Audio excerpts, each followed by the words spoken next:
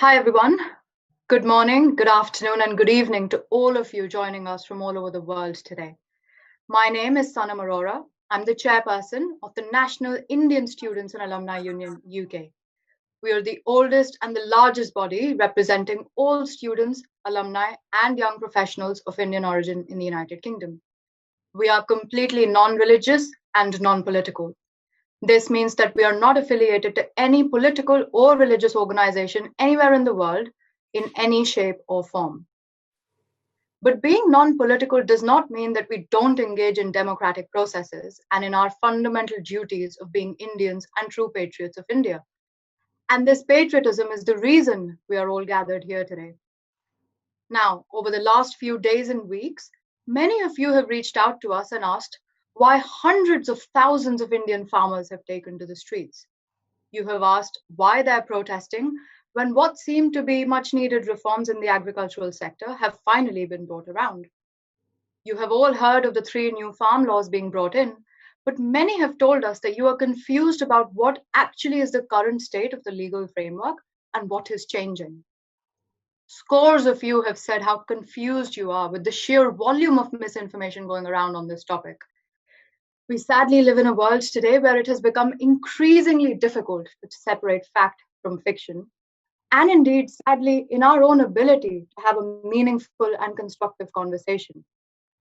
Much of the mainstream media in India appears to be implying, and often even just presenting this as a fact, that the farmers are apparently being misled, that they are under some form of influence. We find this outrageous. I find it rather worrying as well that we're very quick these days to pass judgments and turn on each other without so much as bothering to engage in a conversation. Now, in a matter as critical as the agricultural sector in India, which employs more than half the workforce in our country, and as we of course know, farmers are the backbone of any nation, we felt that this misinformation is just far too dangerous. This is not just about the 400,000 plus who have reportedly taken to the streets, but it is about the absolute millions whose livelihoods are dependent directly or indirectly on this sector. And that it is the patriotic duty of all citizens of India to ensure that they arm up themselves with the right facts. And that is what we are doing today. In this 3rd annual edition of our flagship event series, Perspective, as always, we bring to you voices from ground zero to hear their perspectives so that they can answer your questions and what really ought to be a very simple question. What is it that the farmers want? Why are they angry? And why are they protesting? A few quick ground rules before we get started. This session is being recorded and broadcast live on our Facebook page. This is a place for meaningful discussion, so we welcome probing questions and constructive criticism. But we will not tolerate any spam, any hate speech or abuse on our platform. Many of you have already sent in your questions. I think a couple of hundred of you have sent in your questions already. And I know you will have many more during the course of this session, so please do use the Q&A box to post these. Now, without further ado, let's begin this session by welcoming my co-chair for the discussion, Professor Maikla Krishnamurti from the London School of Economics, where she is an associate professor in anthropology and was the inaugural director from 2015 to 2020 of their South Asia Center. Professor Banerjee. Thank you very much, Sanam, and a warm welcome to everyone, especially anyone in India. I know it's late in the evening for you, but I know that this next hour is going to be a worthwhile engagement for all of you. We've put together a panel today to address some of the issues that Sanam has flagged, highlighted. This is a very important moment in India's history. Our government has said that this is the most historic piece of legislation around agriculture ever to be passed.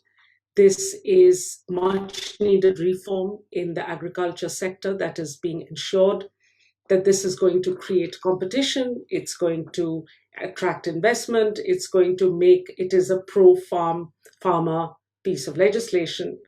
Why then?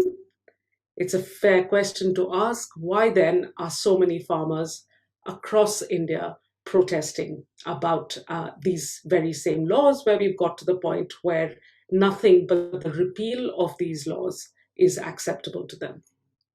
So to address these questions, we've got 3 people together, and we've asked them to look at one particular aspect of this very naughty problem for you in clear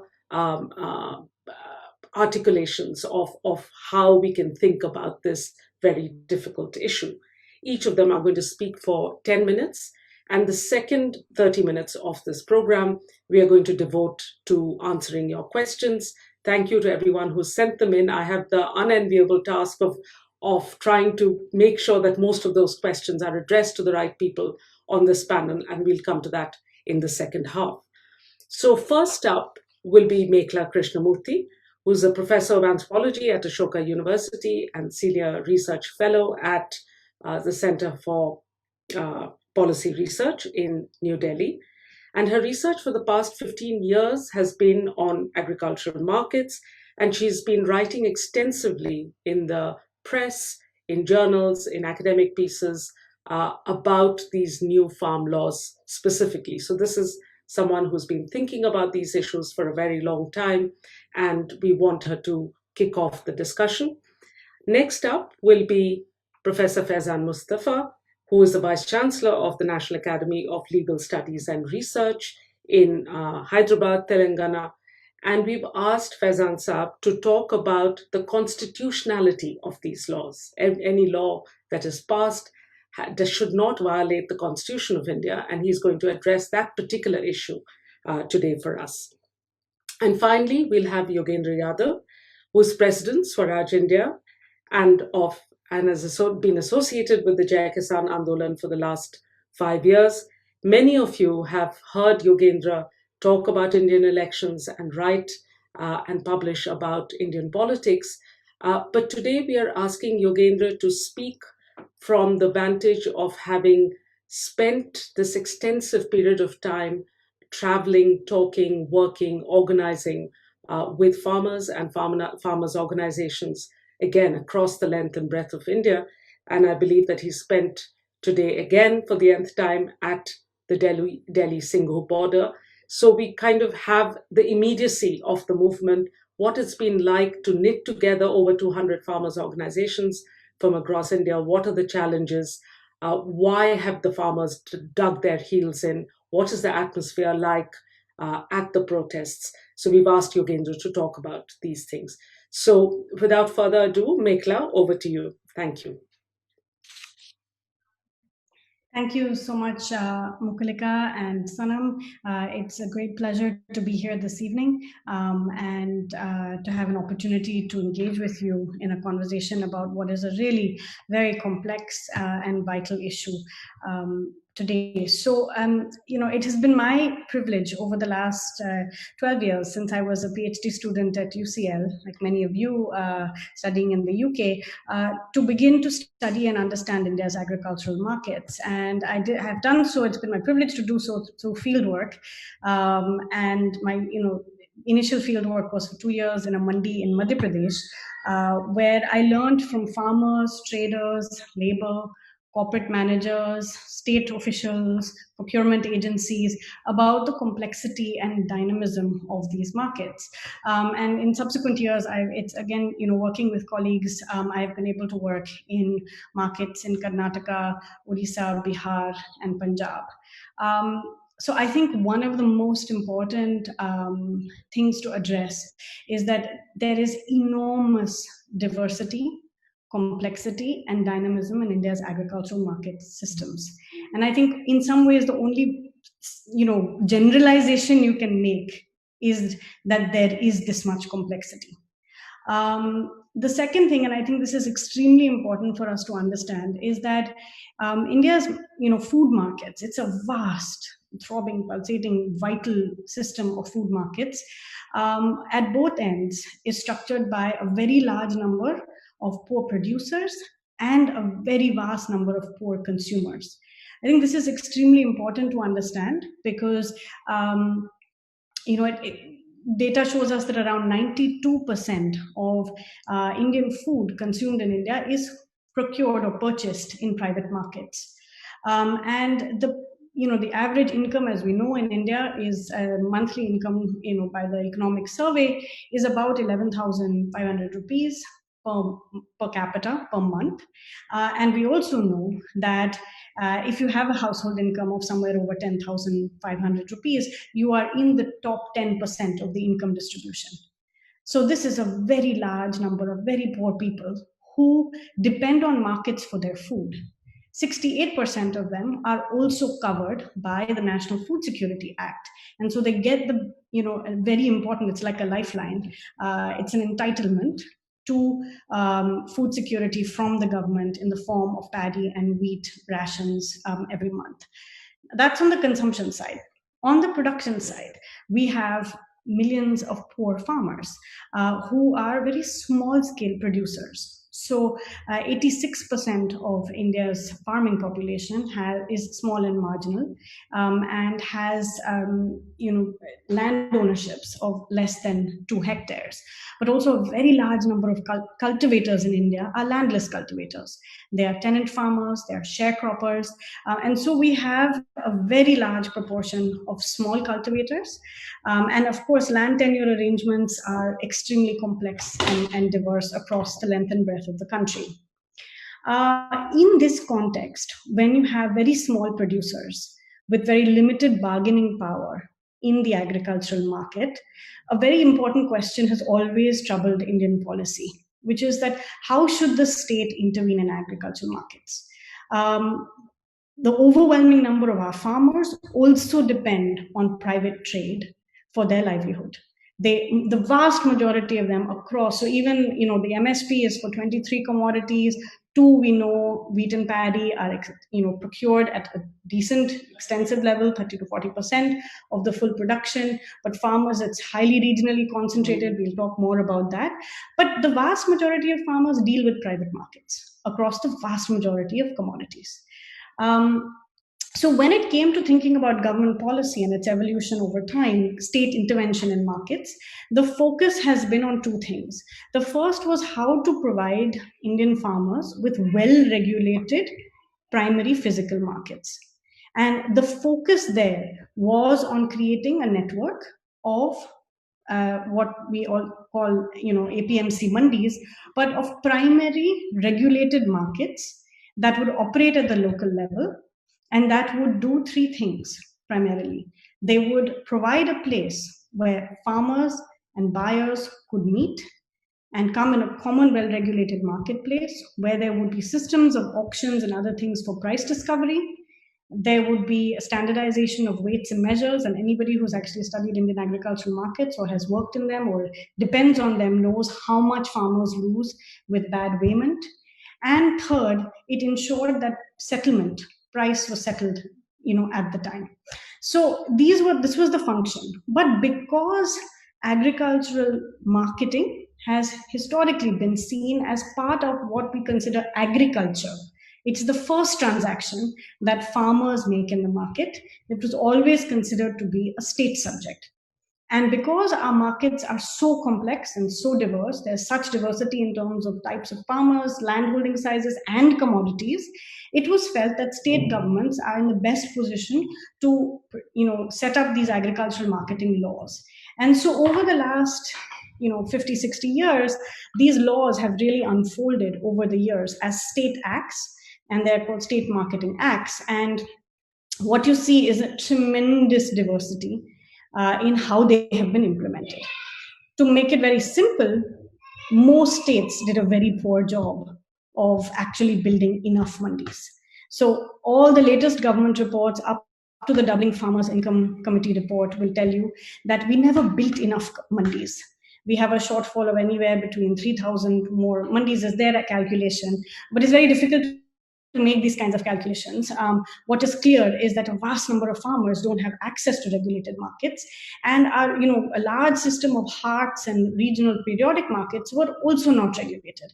So as of today, actually, depending on the commodity, between 50, 75%, and in some states like Bihar, which have repealed their act, farmers in India do not have access to well-regulated primary markets. This means that trade across a large part of India is already unregulated. right? So this was the evolution of these mandis. In certain states, mandis did develop. They were invested in.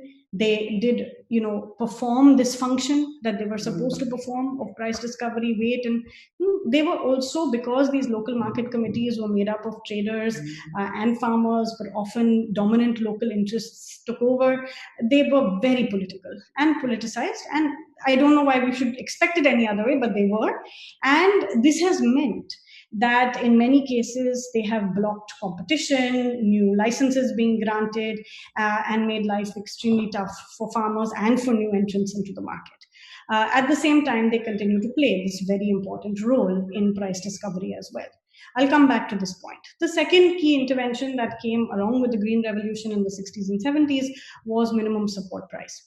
And it's very important to understand that minimum support prices and procurement were brought in as a way to incentivize farmers to grow new varieties of paddy and wheat to meet the critical needs for food security of this country.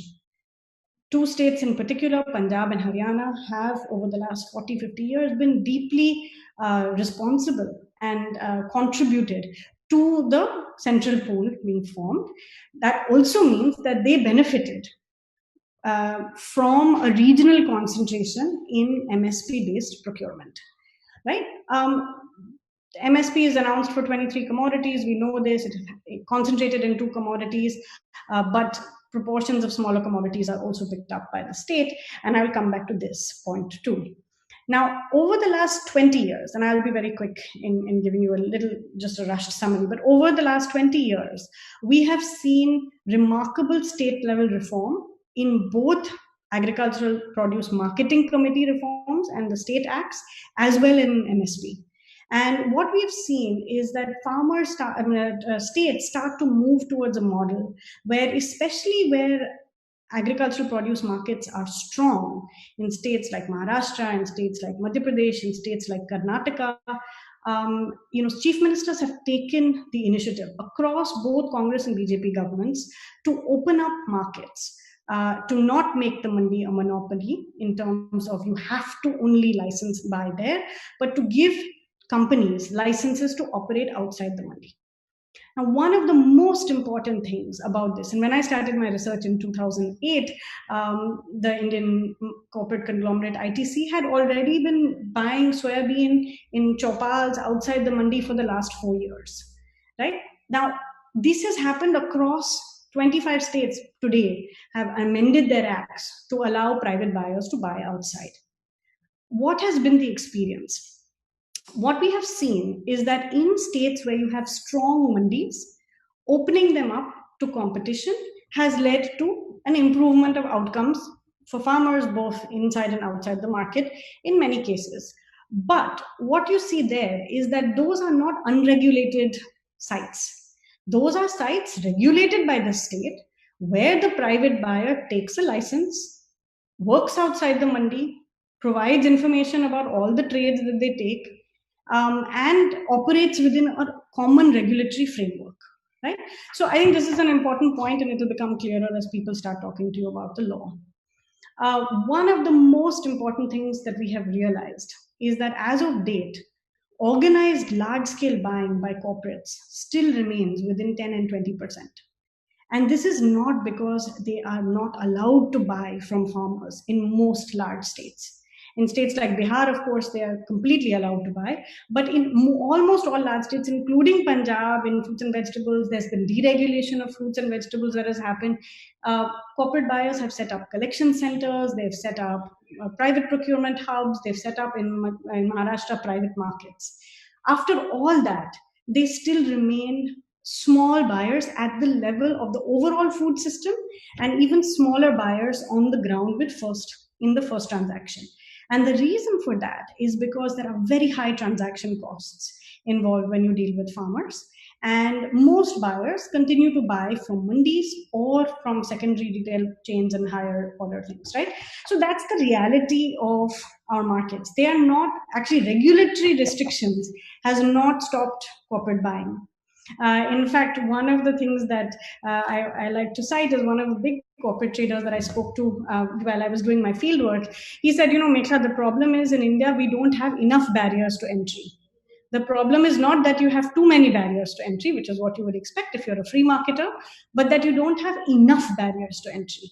That means that large-scale corporate likes to have channel command. It likes to have channel control. But what you have in India is 80% of the marketing system, which is dominated by micro, small, and marginal and medium enterprises, right? Now, unfortunately, in India, we don't see this as the private sector. This is our private sector. This is our economy. They are Indians. They are Indian entrepreneurs. They are, we just call them all middlemen. But actually, they are traders, aggregators, processors, millers, logistics operators, wholesalers, retailers, thelawalas, vendors. They are not all some mass of middlemen who intermediate this space. They all play very critical roles, and the corporate sector has tended to, sort of work with them wherever it has come in any case. I know I'm probably running quickly out of time, so I will make just 2 points to try and bring this together. Over this time that we've actually seen, reforms both in agricultural produce marketing acts, and we've seen state level reforms in procurement. The number of states that now do decentralized procurement of wheat, paddy, pulses, and millets has grown. And a number of different states, Odisha, Madhya Pradesh, Chhattisgarh, have innovated in recent times with their procurement systems. Unfortunately, for the vast number of Indian farmers, this has been small and piecemeal reform. The overwhelming terms of trade for our farmers has been poor, and as a result, agrarian distress, both fragmentation of land, the rising cost of inputs, has led to a lot of agrarian distress. So even where you have reformed markets, you see that the overwhelming context is not one where farmers are adequately supported to participate in markets. And I think, in 2018, there have been very, very large and vast and, diverse and inclusive protests of Indian farmers. Farmers have, expressed this distress in many ways. And of course, the most painful, and all of us know about this, has been in the large number of farmer suicides, thousands of them in India. But they've expressed their distress. And the aim has been to try and move towards more comprehensive policies.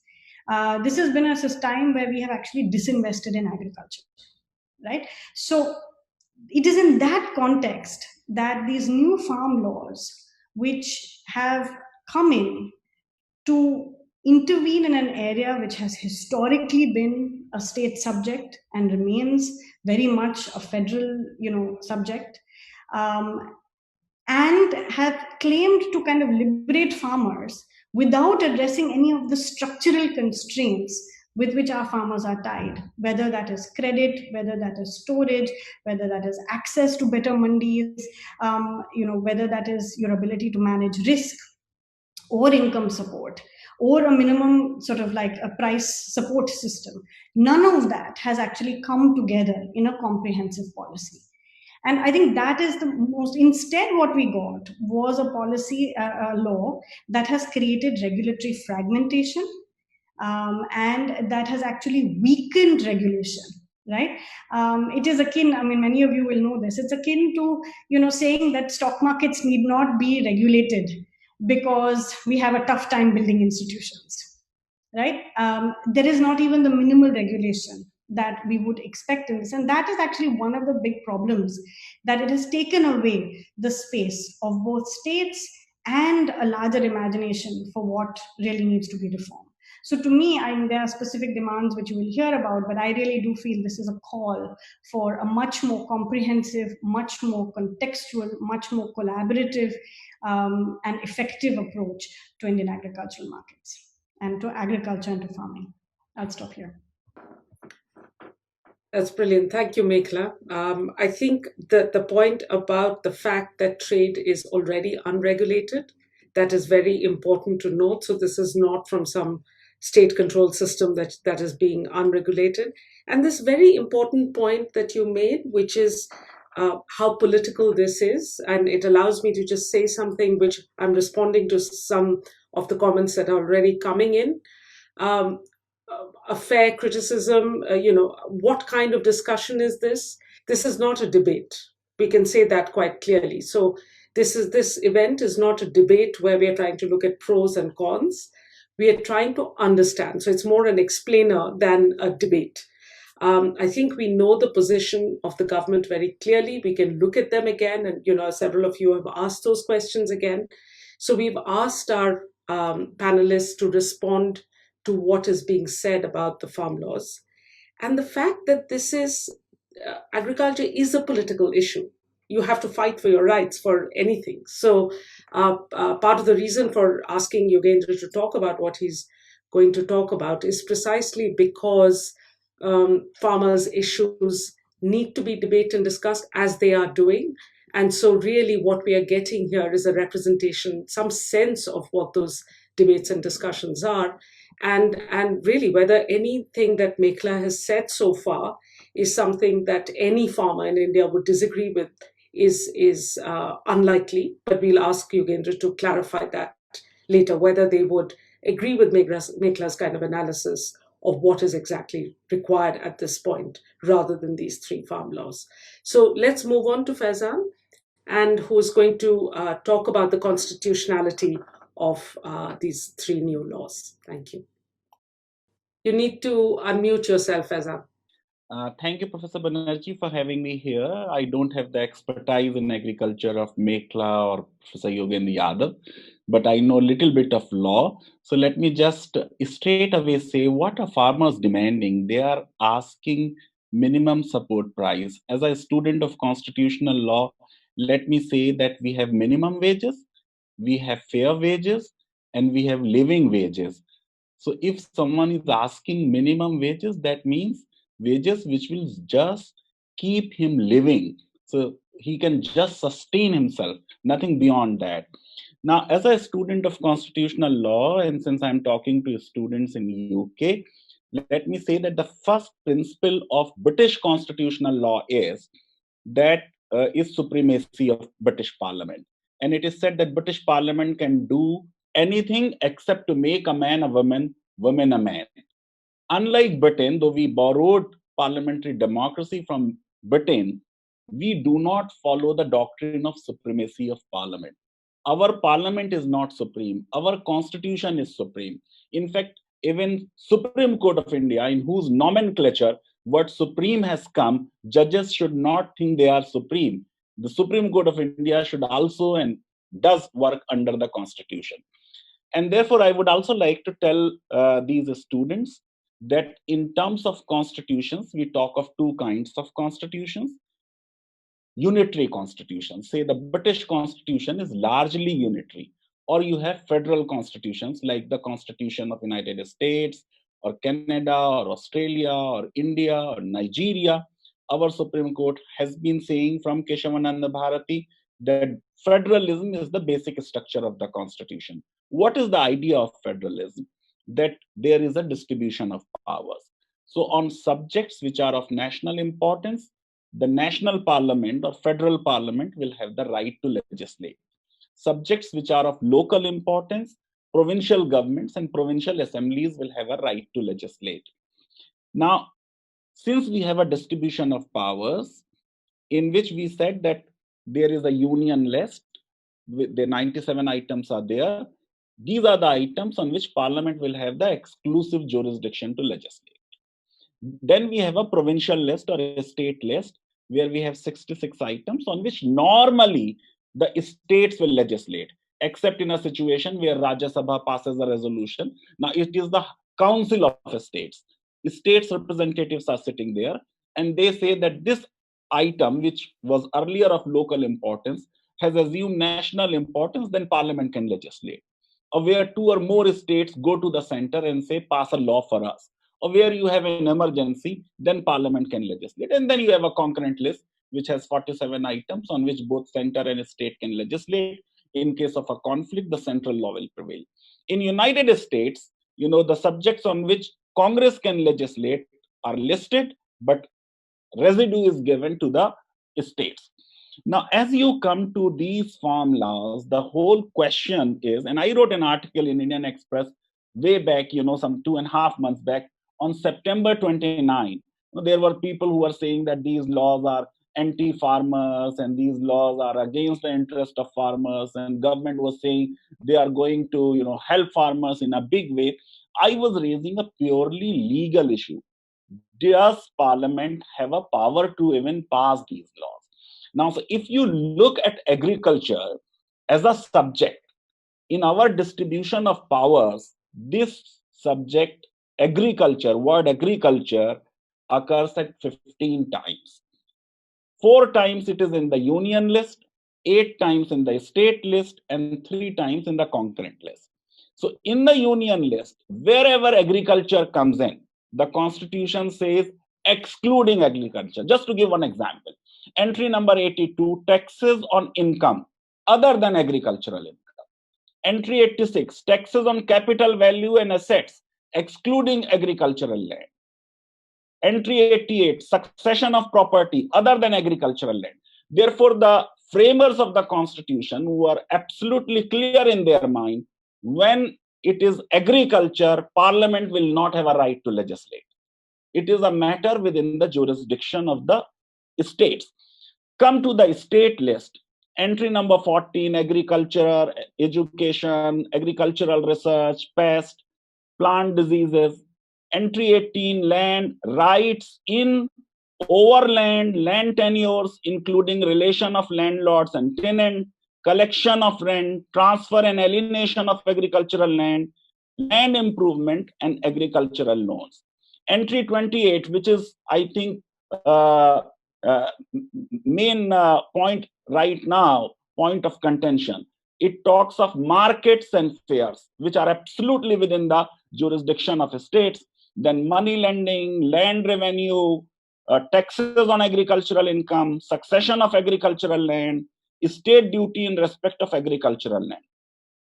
Then concurrent list, at 3 places it refers to agriculture, transfer of property other than agricultural land. Again, center's power has been excluded. Contracts, including partnership, agency, contract of carriage, other special contracts, but not contracts relating to agricultural land. It is only in the context of entry 41, which talks of evacuee property, that it includes agricultural land. Therefore, my interpretation of these entries is that the framers of the Constitution did not want Parliament to legislate on a local subject, treating agriculture as a local subject. Now, there is a possibility when entries are overlapping.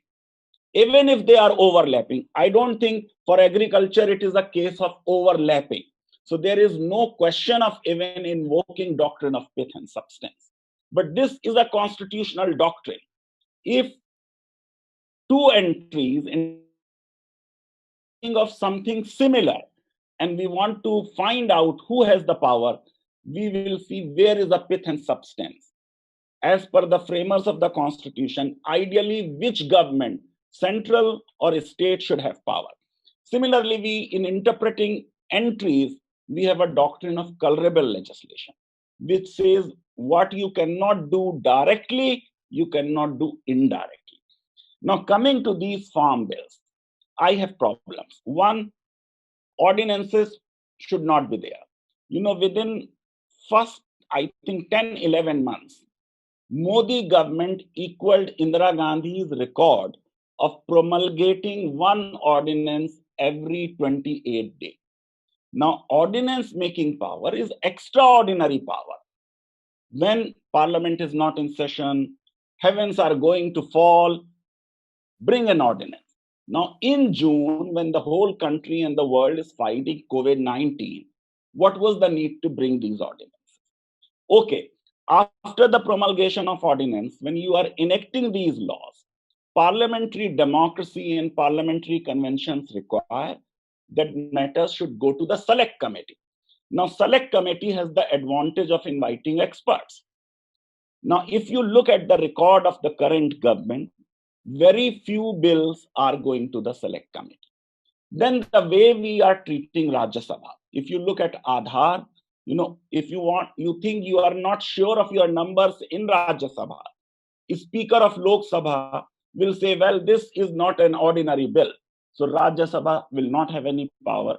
And unfortunately, Supreme Court's Aadhaar judgment is so disappointing that Rajya Sabha as a house no more has much of an importance. The way this bill was passed in Rajya Sabha, by voice vote, the parliamentary convention is, even if one member asks for division, division should be ordered. That did not happen.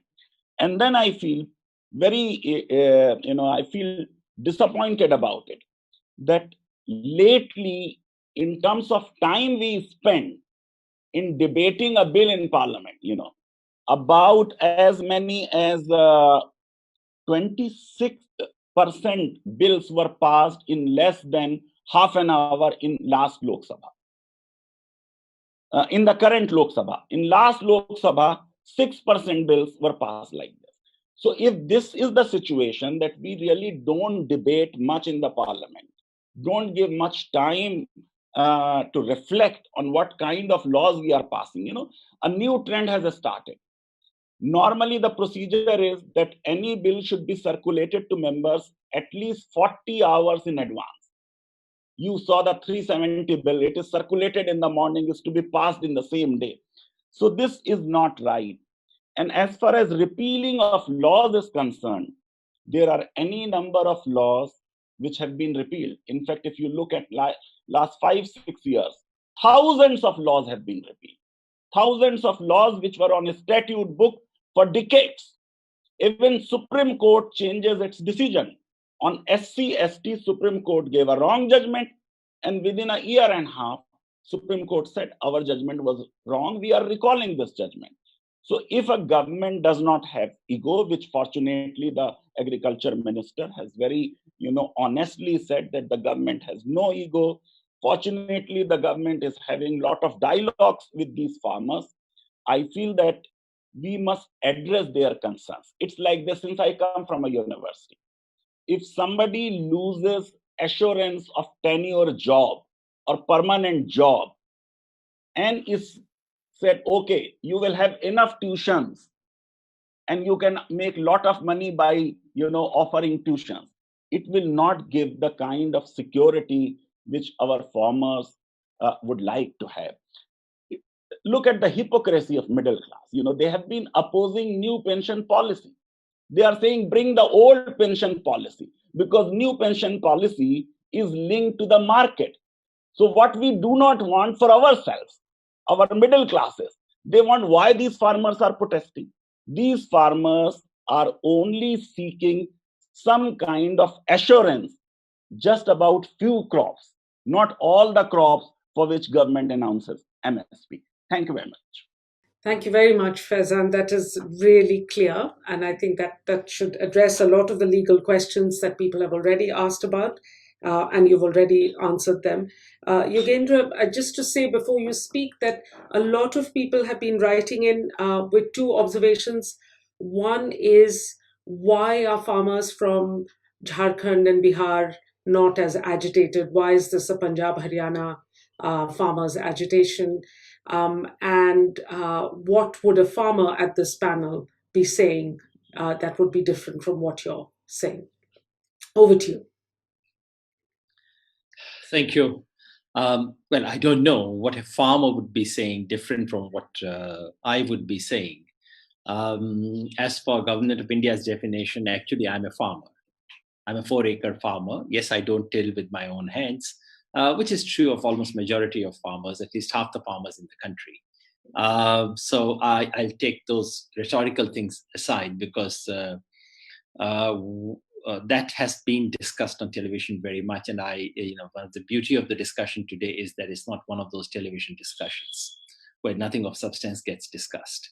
Let me put some context to it. Farmers are apprehensive. There is a trust deficit.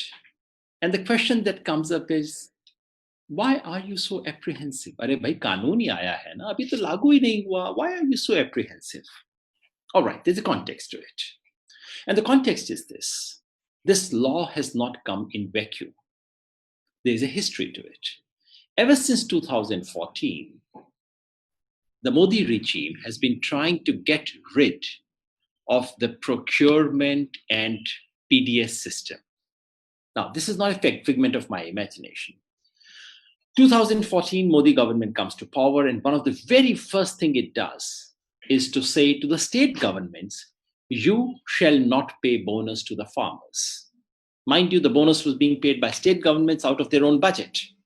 The government says, no, you shall not do it, because if you do it, your procurement levels will go up. So here was the Modi government, which right at the beginning of its first tenure announces that, no, we don't like the fact there's too much procurement. Then it appoints a committee, which is famously known as Shanta Kumar Committee. I would have preferably called it Ashok Gulati Committee. Actually, that's Professor Ashok Gulati is the driving force behind that committee. The committee says in black and white that so much of procurement, FCI, these procurement operations go down and so on. And finally, distribution to the poor through the ration shop. We need to dispense with that. We don't need to procure this kind of stuff. Stay away. State should start stepping back from all these things. That's Ashok Gulati Committee, Shanta Kumar Committee, technically chaired by Shanta Kumarji, which gives its report in 2015. 2015 is also the year when the Modi government goes to the Supreme Court, gives an affidavit to say 1.5 times the cost of production, which is the formula famously advocated by Swaminathan Commission for minimum support price, that is not feasible. That would wreck the markets, the government says in an affidavit to the Supreme Court. So now you can begin to see why farmer activists are so apprehensive, they're so worried. Exigencies of politics meant that 2017 onwards, the government had to change its tune. The farmers' movements were very strong. Conditions were bad. And the Modi government then turned around, just as it did in the case of Manrega, and started saying, no, we are actually implementing MSP better than others and so on. And as you know, everything that this government does is historic. So many historic things started happening at that point. 2019, the regime comes back to power again, and there's an official letter written by the central government to Haryana and Punjab saying, can you not please reduce your procurement levels? You're procuring too much. So in the month of March this year, before coronavirus, before lockdown, before a whiff of these 3 laws, farmers of Punjab had already started a protest. It's a very important point to remember. This protest did not begin after these laws came. Mr. Rajabala and many of Punjab unions had come together, and they were already beginning to, consolidating themselves to protest against what they could clearly see was an emerging pattern of state withdrawal from its commitment on procurement. Now, that is the context in which these 3 laws come.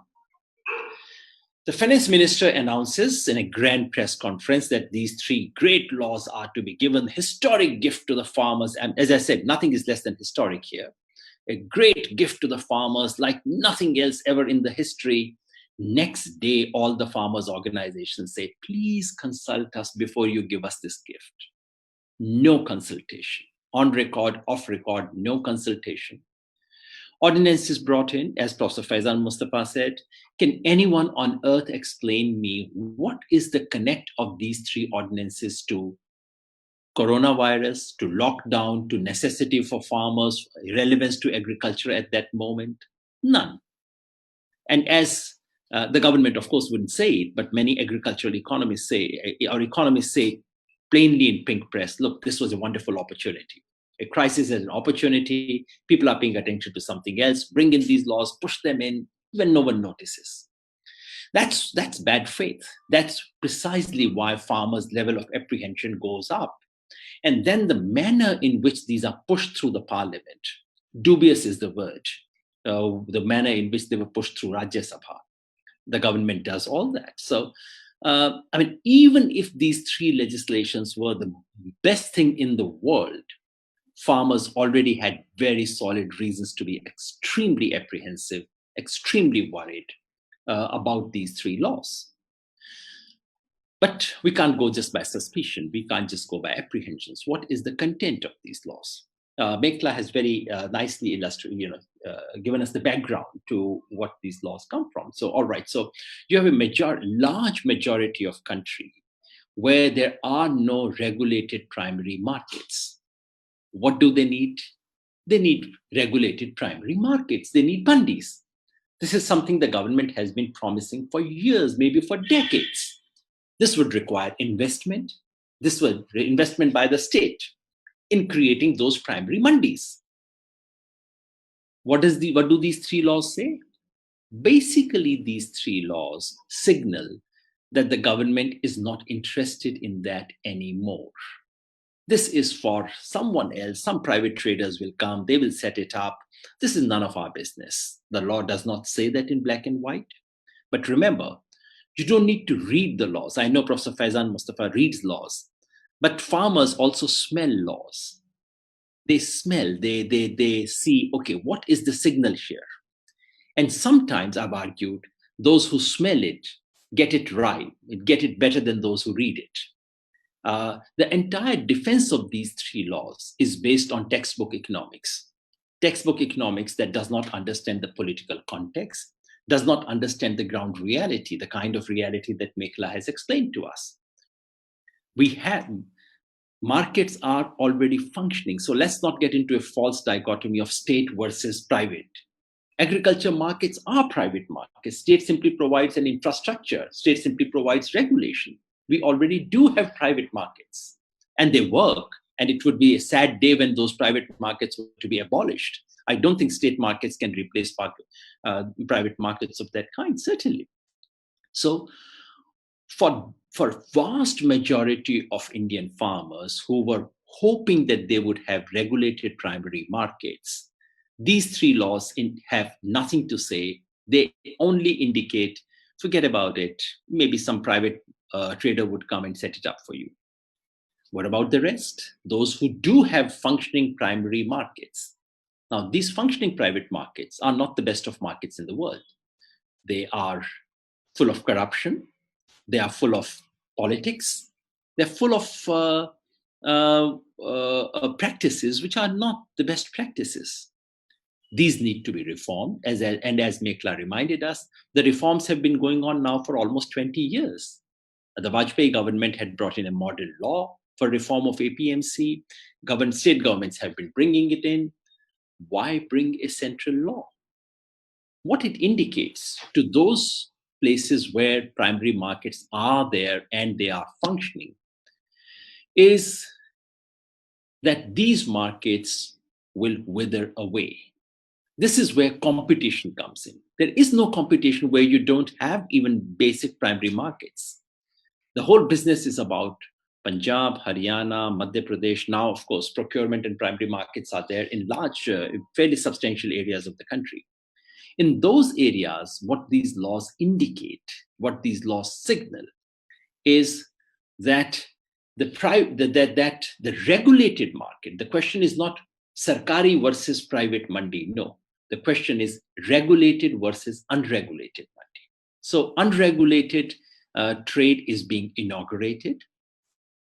And that farmers sense, they smell that this would mean the decline and collapse of the existing mandi system. This mandi system is bad, needs to be reformed, but doing away with it altogether spells doom for the farmers. Farmers can easily smell and sense that this is what would take, once they don't have access to that mandi, where would they get a remunerative price from? Clearly a private mandi is not going to offer them the MSP prices that they want. So that's the apprehension of the farmers. When they look at all these three laws, none of these laws they suspect is meant for them. It is meant for big business. It is meant for agribusiness. It is meant for traders, not for the farmers. The textbook reasoning, of course, is there would be greater freedom. Freedom would give them more choices. Choices would lead to be better price discovery, which would lead to better price realization for the farmer. Lovely textbook argument, very bad argument in reality, because what it would mean is that the new agribusiness will, of course, make more profit. But why would they pass on that profit to the farmer? So, in other words, if you were not to look at agriculture simply as a sector, and if you were not to simply look at agricultural growth, but if well-being of the farmer was your yardstick, then these laws are very bad. That's what farmers are concerned about. That's why they are protesting. But since I was expected to say something about the farmer movement and what's happening now, just a couple of minutes on that. The protest against these things began in Punjab, the visible organized protest. But please don't forget that the opposition to these laws had begun on the very day the finance minister announced these. The All India Kisan Sangharsh Coordination Committee, one of the largest coalitions of farmers organizations in the country, to which I belong. I'm on their working group for the last 4 years, ever since it was founded. In that, from day one, we've been opposing it. From day one, we've been demanding consultations, which have not happened. But in Punjab, for reasons that I described, the reason Punjab has taken the lead is not only because Punjab is the worst affected. Of course, Punjab is the most affected, but almost so is Haryana. Punjab's farmers movement has historical specificity. Punjab farmers organizations are extremely organized, very in-depth. Routinely, a Punjab farmer organization would do a meeting of 10,000 farmers, something unthinkable in Haryana. And they have militant mood, they are organized. For these reasons, they managed to organize it much better. And once the artist came, there came a point, I think about 2 months ago, when something flipped completely. And everyone in Punjab, so writers, poets, singers, everyone joined it. And suddenly it became a cult for the first time. And that is something which is spreading elsewhere. But of what's happening in the last 10 days, I'll just say that and stop. What we've witnessed in the last 10 days in Delhi is absolutely historic. The only comparison is 1988, when Mahendra Singh Tikait had come to Delhi with lakhs of farmers. You have something of that kind happening. It is no longer Punjab. It's no longer just Punjab. When they came, it was probably 90% peasant farmers from Punjab. But in the last 10 days, Haryana has joined in big way. Haryana farmers have joined there. In Haryana, you have panchayats passing resolutions that one member from each family has to go and join this. Haryana farmers are providing the Punjab farmers with milk, with fruits, with everything. So it's a very welcome bonhomie between Punjab and Haryana farmers that has happened. Uttar Pradesh farmers have joined. Rajasthan was busy with its panchayat elections, which got finished today, and the counting is on the 8th, after which I expect a contingent from Rajasthan as well to come. Why don't we see farmers from Bihar, from Bengal, from Tamil Nadu? Well, the simple reason is there are no passenger trains.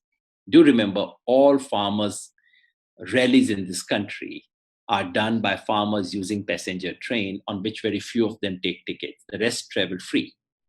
Since that facility does not exist anymore, and since farmers do not take flight and they do not use air-conditioned trains, which are the only things running right now, well, farmers don't travel. They can't come to Delhi. If you had trains available, I think I can't imagine how many people would turn up in Delhi. So it is an unusual, unprecedented, historic kind of mobilization. And for the first time now, the regime is on the back foot, defensive, doesn't know what to do. They tried infantilizing. That's going on even today. Oh, these farmers, they don't understand what is in their interest. That's the usual infantilization. They also tried repression when they were traveling to Delhi, the kind of things Haryana government did. They have no business to do it. Professor Faizan would be able to tell me. But, farmers of Punjab are traveling to their national capital. What business does Haryana government have to stop them? but it did with all kinds of means. So they did all that. But now the government knows that they don't have a way out. So the government is now, for the last couple of days, trying very hard to appear to be reasonable and beginning to listen to what farmers have been saying for quite some time. Farmers are saying simply one thing. You say, Mr. Prime Minister, that you brought us this gift. We never wanted it. We never demanded it. We don't like it. Please take it back. And the person who gives gift says, no, actually it's very good for you. You must keep it. Farmers say, no, I don't like it. Please take it away. He says, no, I've amended it. I've repacked it. They say, we don't like it. Please take it away. Now the Prime Minister has to make up mind whether he still wants to insist that he would give the gift that the gift receiver doesn't want. And the farmers are clearly saying, in case you want to give us a gift, we'll tell you what we want. We want MSP to be inscribed in law. We want price assurance. And farmers from other parts of the country would have said, we want well-functioning mandis. Please give that to farmers. Give the farmers what they want, what they demand, what they desperately need. Don't shower them with gifts they never asked for, they don't like. And my sense is that while it has taken pretty long for this government to be able to listen to farmers, in the next few days, it would be very, very hard for the government to resist, to not listen to what the farmers are saying. We could see a historic victory for the farmers. That's my assessment. But if that is not the case, we might see something diabolic, something very dangerous in the country. Thank you. Thank you very much, Yogendra, and thank you for that perspective. I'm glad there was a bit of time to look at the last 5 and 6 years of lowering of procurement, that these farm laws are the end of a process that has begun for a long time. They haven't come out of nowhere. This is one more way of getting to the goal, and they've been meeting resistance at every stage. But this time, they've obviously, the growing opposition to each of these moves is what we are seeing in this very visual, in these vast numbers. Now, one question, there's several questions, I should say, and I'm going to try and club some of these together for each of you. There's several questions about what the farmers could be doing rather than protesting. Can they take the legal route and so on? So I'll come to those questions in a minute, but let me go back to Maikla, that there are several questions about if the current scenario, if the status quo is so good, if APMC is so good, why are there farmer suicides? Why are people not at the mercy of middlemen? Things are not ideal at the moment. So are you arguing for status quo? What is so brilliant about it? Thank you. I've also seen a number of the questions, so I'll try and quickly address a bunch of them. So I think it's very important to understand nobody was saying the status quo was good. I think what one was trying to give you a sense of is that there was an understanding that farmers face structural asymmetries in markets when you have many very large, many small farmers and a few buyers in every single location. The bargaining power will always be on the side of the buyers, and therefore you needed to create good primary agricultural markets, in whether those are mandis, whether they are haats, where basically you could have well-regulated trade. This was the primary vision behind the Agricultural Produce Marketing Acts. The fact is we failed in implementing them over years. So in my many years of doing fieldwork, I routinely come across mandis where the mandi exists on paper. It doesn't actually exist on the ground. Other situations where the mandi, recently actually I was in Agra district in a block in Agra district bar, and the mandi had been sort of notified in 1980. In 2016, a boundary wall had been created. And the mandi never arrived. And traders sell in private markets outside in private trade. And every single trader and farmer I met there, even the traders, said that they would prefer to have a mandi so that they would have what they use, vyavasthit dang se hamare vyapar ho jaye, right? So everybody wanted a better marketing system, physical infrastructure. The same thing you'll find in West Bengal. I also wanted to tell some of the people who've been asking questions about farmers' protests in other places. Of course, as you can see, there have been farmers who've come from other states, and it is very hard to do so during this pandemic. But I would say we should be very careful about equating the absence of protest with appreciation. When you're very, very small farmers toiling away in diversified jobs, making your household incomes work, right? Firstly, even the question of whether you hear that the market works for you, right? In Bihar, after 2006, when in a very similar move, Nitish Kumar repealed the Mandi Act, and lots of people heralded it as an absolutely revolutionary move. 5 years later, we talked to farmers in Bhojpur, and I more recently talked to farmers in Nalanda, Samastipur, and Purnia. They didn't even know the Mandi had gone, the Mandi Act had gone, because they had never been to the Mandi. In all those years, they sold in the village, because the mandi was never created in a way for farmers to be able to sell. Right? Now, how do you do all this? This is where actually investment in the overall market, in strengthening the terms of engagements of producers, becomes very important. And we haven't built this. The mandi I have studied most closely in Madhya Pradesh went from being a 3-acre yard to being a 60-acre yard, having kacha artyas, to having the state abolish those kacha artyas, increase the amount of agricultural credit in the state. Farmers then fought and got an electronic weighbridge installed. ITC came, the mandi further improved itself. ITC shut down, the mandi was still there. So all of this happens, right, in a very dynamic thing. This is not a one-time effort. So I think the first point to say is nobody is saying the status quo is good. Everybody is in fact saying the opposite, which is that what we need to really build a vision for Indian agriculture and agricultural markets is much more public investment. Farmers, when you ask a farmer, and I just want to do this very briefly, because people often say this law gives farmers the freedom to sell whenever, sell wherever, and to sell to whoever, right? This is not a choice that farmers are given by law. It is a choice that they are given only by structural capacity. Right? If your crop is demolished or destroyed by weather conditions, you don't have a surplus to sell. If you have a surplus to sell, you don't get to decide when to sell it if you don't have storage, or if you need to repay a loan, or if you have pressing costs, either consumption or for the next production cycle. You don't get to decide where to sell, because if you don't have a mandi, then you sell to the buyer who comes to you. I think we must be very clear that when a farmer sells anywhere in this country or in the world, it is not he or she who is accessing the market accesses you, right? That's how agricultural markets work, which is why price discovery, search functions, price information, all of this becomes so important, right? So and this is something that governments have seen across the board. The Doubling Farmers Income Committee report, if you read it, talks about the need for much greater investment in agricultural marketing infrastructure. It talks about the need for investing in, somebody mentioned cooperatives, in farmer producer organizations. It talks for the need to actually create much better regulatory systems, public investment for all of this, right?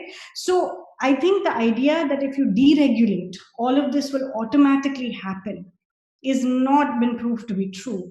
What you actually need, and I think this is extremely important, what you actually need is better decentralization. You need the states, and I don't think we should let the state governments off the hook at all.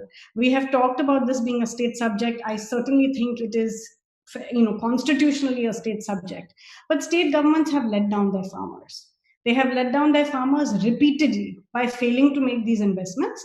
And I think we must direct a lot of focus and concentration on building the capacity of state institutions in the public agricultural sector to be able to do this. This is what private institutions also want. Whether FPOs, whether cooperatives, or even the corporate private sector want that the government invests in this sector. Exporters want greater investments for the crops that are going to go out and export, right? So what you need is greater state capacity for agriculture at the state level. What you need is much greater center-state coordination. Interestingly, Professor Ashok Gulati last year, in his obituary, remembering the contributions of Arun Jaitley, talked about his vision for a GST-like council for agriculture, that you needed a interstate, center-state council to look into all of these issues and negotiate them, right? There was an opportunity for deep reforms, institutional reforms in agriculture to build all of this up, right? So that, and all of you are in the UK, you know what Brexit, what it takes to negotiate a common market, what it takes to negotiate interests in these markets. It is a complex task, and it requires a lot more investment. And then the final point that I would like to make here is just that, even when you have really well-functioning markets anywhere in the world, it doesn't mean that you will get remunerative prices or, good incomes, right? Which is why, the investments in insurance, in risk mitigation, in providing basic support is so important, right? And India has the advantage of, because we have such a large food security system, we have the opportunity to be creative about procurement, and to think about it in terms of a nutritional point. And this is the last thing that I think, farmers in Punjab and Haryana know better than anywhere else, and nobody needs to give them a lecture about the importance of diversification. Nobody needs to give them a lecture about the importance of land and water and the agroecological effects that they themselves experience. However, I think we should remember that the 1960s and 70s, the Green Revolution, represented a massive investment that came from public sector, it came from new science, it came from new private institutions, all of which came and encouraged them to change these crops, right? To take wheat and paddy in a big way. So today, if we want diversification, you need to commit to long-term transformations where farmers are supported through very complex agroecological and economic transitions. This requires, again, more state, it requires more trust. It doesn't require the fear that whatever tenuous protections you have will be taken away, but it requires the kinds of investments that we made. We may have not taken the agroecological lessons from the Green Revolution, but we seem to have forgotten the investment lessons that when you invest in agriculture, it is one of the best multipliers for your economy. And agricultural growth can lead the transformation of the Indian economy, and it's the single largest employer. So that requires not this kind of approach. It requires something that we've all been failing, to deliver. I don't think we can afford to use that failure as an excuse to say it can't be done. So, sorry, I'll stop now.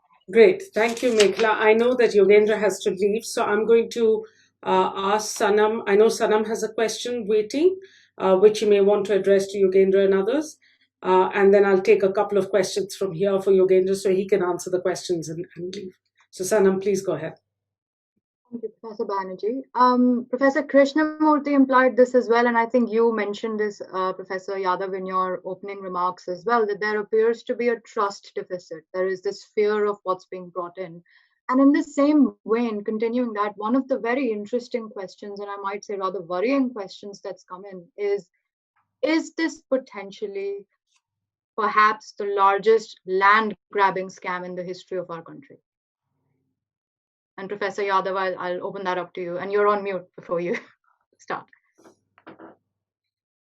I don't know. On the face of it, it is not, because it's about the contract law. The contract law, many farmer activists feel, is the beginning of a land grab exercise. Now, in all fairness, it should be said that the contract law has a very clear provision saying that there shall not be any contract of land. The contract would be limited only to a crop. The reason why some people are very worried despite this is that there is another provision which says that the company can recover. So if I'm a company and if I invest in your land and I do a contract of crop with you, I do an agreement to purchase crop, as and when I exit, I have the legal rights not only to purchase your crop, etc., but also to recover all the investments that I made. And if those investments are such that recovery of it would take away your land, then I probably can. Now, this is a legal question. Professor Mustafa would probably be able to enlighten better. That's a concern that many activists have expressed. Somehow, that is not my principal anxiety about this law. A, because I think that possibility is somewhat remote. At least on the face of it, this law does keep farmers' land safe. This contract is not about, so the companies cannot contract land. They can only contract crop. That's the government justification, and it seems to have some plausibility on the face of it. But I would leave it to Professor Faizan Mustafa to enlighten us better. The real concern of the farmer is about perhaps not so much about losing land, but about losing access to market, losing assured price for those who get it, and never getting assured prices for those who don't get it currently. Those are more direct concerns that farmers have. On the land grab, I know many of my colleagues feel extremely concerned about it, but I have not yet been able to see a direct connect. But maybe the other two panelists can enlighten better. Can I just ask, there have been lots and lots of questions, but let me just pick one, which is more relevant to the audience here, which says, protest has been a vital exercise in deepening of democracy and making statements that the government should not take their opinion for granted in making laws. My question is, what is the way ahead to make people aware of what is happening in the policy arena that can impact the lives of common people, as I see most of the people were unaware of laws until farmers gathered in large numbers and when it appeared in the mainstream media? Now, to be absolutely fair, this is true of so many laws in our country. Pre-legislative consultation is very poor in our country. So you can go on and make laws about any section of society with very perfunctory consultations. I like the South African model. I think of all the democracies that we see around, South Africa has the most robust forms of pre-legislative consultations, which should be mandated. Now, the government comes up with an ordinance during the pandemic. Now, ordinance, as Professor Mustafa explains, is something you bring about in emergencies. So the government says, yes, there's an emergency. All right, in the month of June, you bring an ordinance. What does the government do for the first 3 months? The answer is nothing. Not a single order is issued for the first 3 months after you bring an ordinance. Clearly, you did not need it. Now, these are the kind of things that keep happening, and they make farmers feel as if they're not part of the policy loop altogether. This is one section of society that you don't need to. So it's still a paternalist colonial relationship with the farmers. You have something similar about other sections as well, but with farmers and with labor. You don't feel you need to consult them at all. That's something that must change. How can you possibly frame laws which change the legal architecture of Indian agriculture without even consulting the farmers?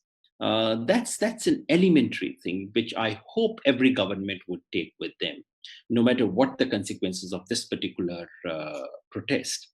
It is important to, I hope governments in future would remember that not consulting stakeholders has consequences. I looked up other questions as well. A couple of, just if I may address one or two of them. Someone from Karnataka says, but it's only Punjab and Haryana. Farmers of Karnataka are not worried at all. That's not true. Actually, almost all the farmers' organizations of Karnataka, that's another state that I know something about because I visit Karnataka, I meet farmers' organizations of Karnataka. Now, KRRS, the largest organization, which has now split into many groups. For the first time, all the KRRS groups have come together. KRRS is Karnataka Rajya Rayat Sangha, the largest farmers' organization. They have come together. They have protested not once, but twice. They're actually starting a dharna outside the Vidhan Sauda tomorrow onwards. So it is not true. If you actually look up, the trouble is that farmers' news is fragmented. If farmers protest in Tamil Nadu, that comes only in Tamil Nadu newspapers. It's not even reported in Delhi. So because of that, we don't get to know the extent of protest around the country has been it's very extensive. When we did a symbolic 4 hours of stoppage of traffic on the 5th of November, we got report from 15 states and from thousands of locations that it actually happened. So there is a very large scale protest that's taking place. Please don't compare every state to Punjab, because what has happened in Punjab in the last 2 months is not only better than other states, but it is truly historic. It's truly extraordinary. I can't think of any other, I mean, even JP movement of 1975, 74, 75 may not have reached that proportion which the farmers' protest of the last 2 months in Punjab did. So please don't compare. Let Punjab not be the yardstick for every protest, because by that standard, nothing would qualify as protest.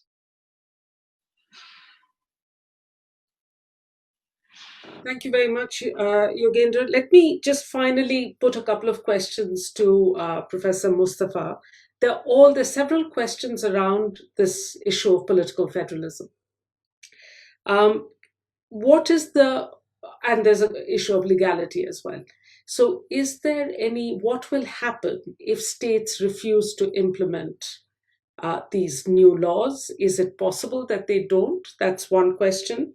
The second question, stemming from what Shivraj Singh Chauhan just said, at the moment, can farmers from one state sell in other states? Can they be blocked? Can they be stopped from selling in other states?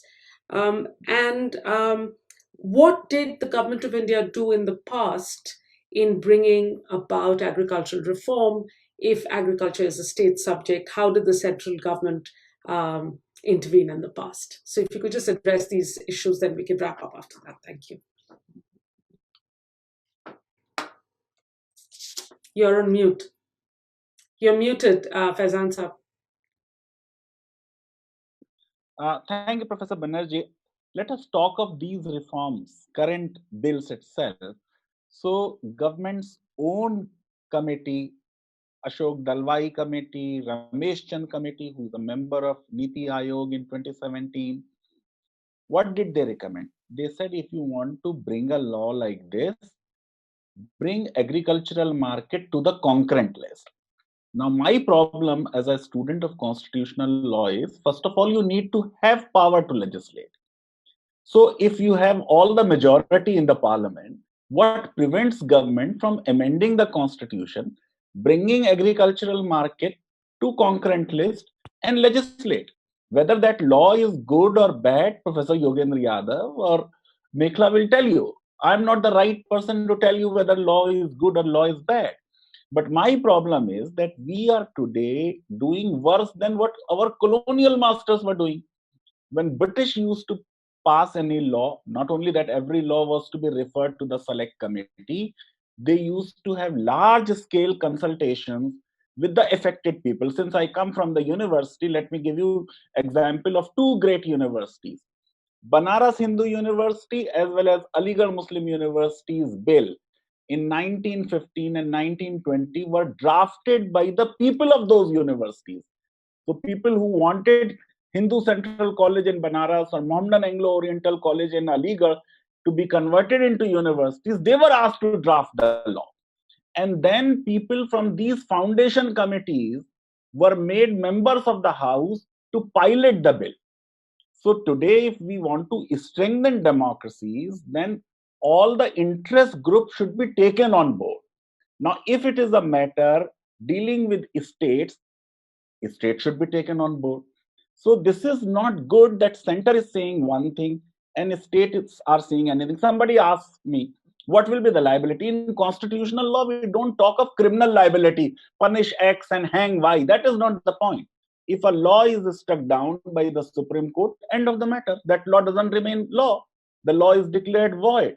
But is it good that you pass one law on Citizenship Amendment Act, and 8 and 9 state assemblies pass a law against it. Then you pass another law on the farm sector, and number of states are passing laws against it. It is not good for the federalism of the country. What is federalism all about? Cooperation between center and state, and this government's stated position has been cooperative federalism. Stated position has been maximum governance, minimum government. If you take ordinance route, if you do not encourage discussions in parliament, then this is not, minimum government. It is maximum government. So I personally feel that for the health of our democracy and health of our federalism, center-state conflicts are not good. And I think Supreme Court is mandated by the Constitution. Their original jurisdiction was initially meant, I think, under Article 131 to resolve center-state disputes. And therefore, Supreme Court should proactively come forward. These laws have already been challenged in the Supreme Court and pronounced on the constitutionality. Now, Yogen Bhai was talking about contract farming. When the Constitution is talking of contracts about land and say this is not the power of the parliament. So whether this contract will lead to loss of land and not loss of land, that question does not arise. For a legalist like me, you don't have that power. You cannot pass a law in respect of contracts about land. And once the provision is there that I can recover, from where I can recover? Not from the crop. It is to be recovered from the land. And then we should also understand that there is no parity of parties. If on the one hand you have a big corporate which can engage a big lawyer who will charge 50 lakhs, 75 lakhs, and on the other hand you have poor farmers. So in a court of law, it will be a battle of unequals. And when your highest court is alleged to have become more executive minded than the executive itself, what are we talking about SDM and DMs? They are all small fries.